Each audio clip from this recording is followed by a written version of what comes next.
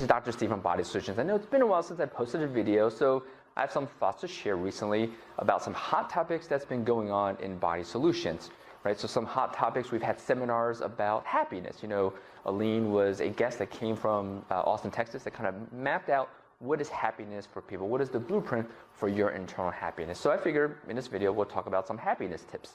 Now I know, interestingly, a lot of people come, whether it be for a physical injury or maybe you're trying to improve your body and you work out with a trainer. Basically you're unhappy with the way your body is right now. And we're like sort of the happiness providers. We basically fix your body to alleviate the pain so you can function.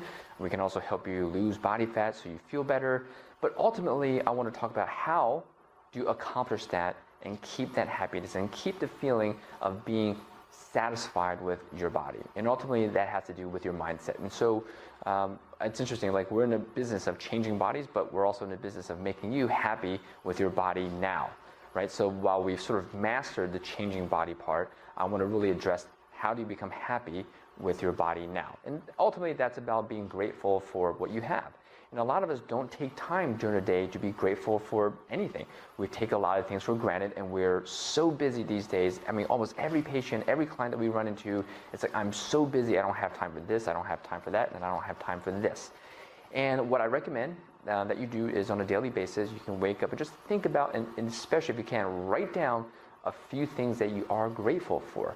Because there's so many things we take for granted. Like, you know, I know myself, I mean, really, when I moved to the States, we had like no money. We like got furniture from picking out of the trash.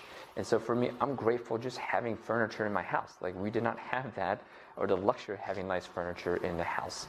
You know, when I was younger in Taiwan, we literally like went in latrines. There were no bathrooms, right? And so now we have bathrooms. Like I'm thankful and grateful for having bathrooms. So think about your life and think about things that you take for granted and things that you should be grateful for and kind of write those down every day.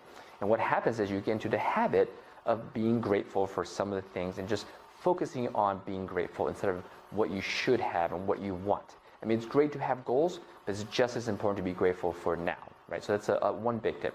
The second big tip is take time and focus on your breathing.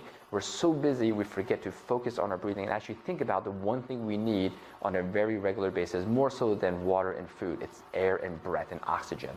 So take your time and focus on your breathing and try to do more diaphragmatic breathing or abdominal breathing where you inhale and your stomach goes out and you exhale and the stomach goes in, versus chest breathing, which is you inhale and your chest goes up like this and your chest goes down.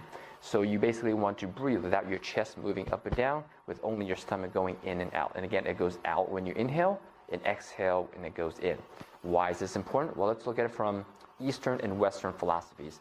From a Western philosophy, they know that when you chest breathe, you stimulate stress hormones, right? These are hormones that get you ready for action. While that's great if you're, you know, in sports or if you're being chased by a lion, not good if you're just kind of sitting around doing things, because these constant release of these stress hormones overrides the normal chemical process of your body. Basically changes and throws off and disrupts the chemical process of your body, and that leads to disease, illness, not feeling good. Right? So from an Eastern perspective, when you abdominal breathe and your stomach distends or your diaphragm distends, it helps circulate the chi or the life force of your body throughout your body, right? It's how you distribute this essential energy within your body that the Asians have sort of mapped out. And it's actually been proven by French scientists that it actually does exist in our body, right? And so I want you to follow those two tips. Be grateful, and then of course focus on your breathing on a regular basis and be happier.